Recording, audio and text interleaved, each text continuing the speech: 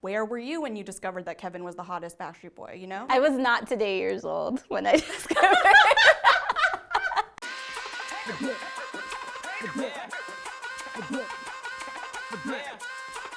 So even though we haven't seen all 5 members of NSYNC together in the same place at the same time for a while, it is clear that NSYNC is still the most beloved boy band of the 90s and early aughts.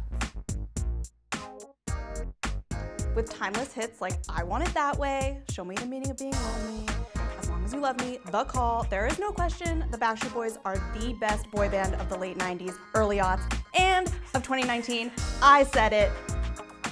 There you go.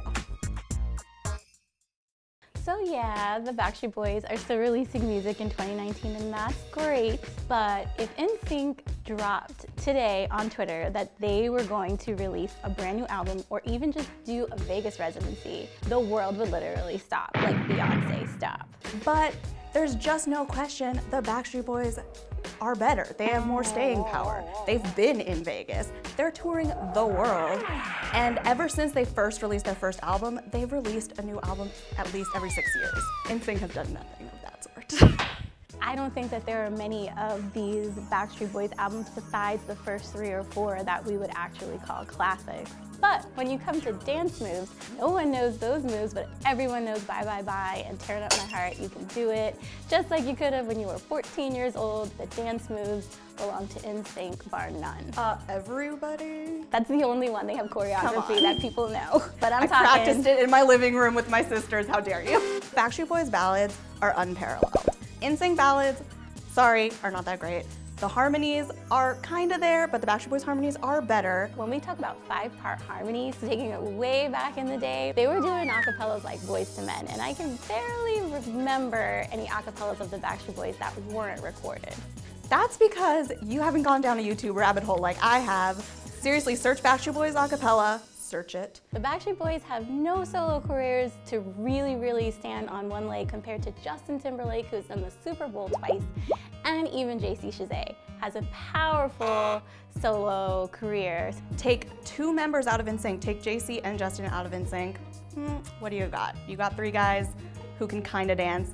Backstreet Boys, you take Brian out, Nick, you still got AJ, Howie, Kevin. Who can kill it? I don't know if I would put Howie on a lead singer ballot, but honestly, without Brian or AJ, I don't know the rest of the Backstreet Boys. Wow. See, that's not a burn. That just means you're uncultured.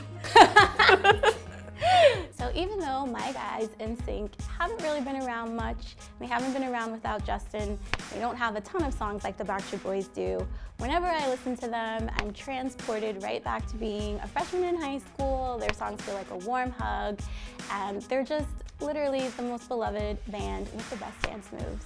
All right. The Backstreet Boys were the definitive boy band of the late 90s and early 2000s. They had a ton of hits.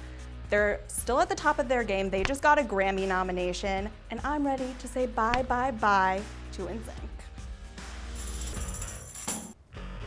Subscribe below, new episodes every week. That's right. Like that. We're Jane the Virgin. Throw it back at me. I'll try not to laugh. Justin still has to apologize to Janet Jackson. Yeah, that's true.